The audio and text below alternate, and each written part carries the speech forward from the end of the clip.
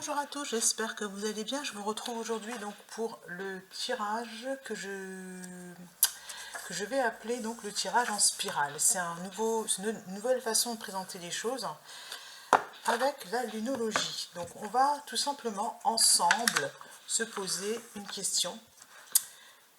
Et la première, c'est donc ma première carte correspond en fait à l'influence intérieure dont je ne suis pas conscient. Qu'est-ce qui influence mon comportement de manière inconsciente? Voilà. Je vais prendre une carte.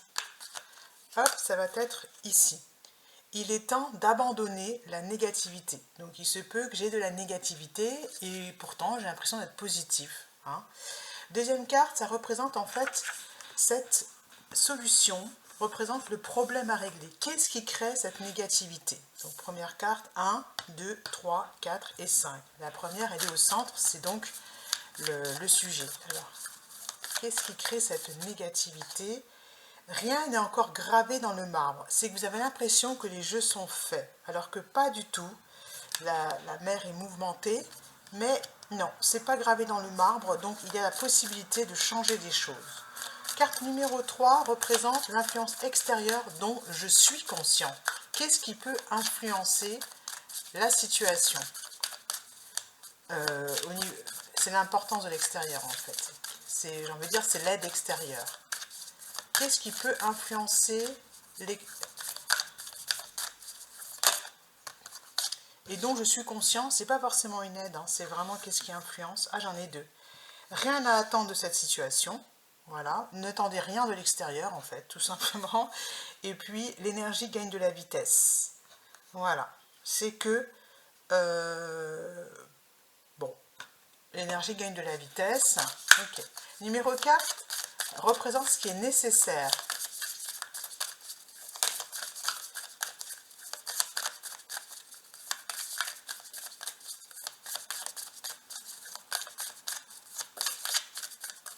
C'est que vous êtes autonome en fait par rapport à l'extérieur. L'extérieur ne vous apportera rien, vous savez très bien que vous êtes votre propre source d'amour, que voilà. 4, cette carte représente ce qui est nécessaire. Ah, la voici. Travaillez sur vos peurs. De quoi avez-vous peur? Travaillez sur vos peurs. Et la 5, ça représente la solution. Ah, j'adore ce tirage. Je suis très contente d'avoir suivi la guidance parce que c'est mon deuxième du jour et j'ai d'autres choses à faire, mais là je suis contente. Cette carte représente la solution. On y va. Cette carte, hop, j'en ai deux. J'en étais sûre, c'est pas possible d'en avoir qu'une parce qu'on est quand même, il y a quand même du monde qui regarde les vidéos, donc vos rêves ont besoin d'un peu de pragmatisme, voilà. Et puis paroxysme de passion en vue. Ce qui va être la solution, c'est de vous dire que ça va être génial quand vous allez être avec cette personne, par exemple. Et ici, vos rêves ont besoin d'un peu de pragmatisme. C'est très simple, c'est que si vous ne voyez pas cette personne, c'est parce que cette personne, par exemple, elle est en train de travailler, elle est occupée, elle est, voilà, pragmatisme, soyez pratique. Ok, et j'ai la carte, c'est un nouveau départ. Voilà, je pense que comme moi, de toute façon, je vais adopter un autre rythme là. Je vais être obligée de ralentir au niveau des vidéos. Je vais donc en faire une tous les jours, bien sûr. C'est ce que je souhaite. Mais je vais faire des tirages tout simplement courts de cette manière-là. Ils ne seront pas très longs.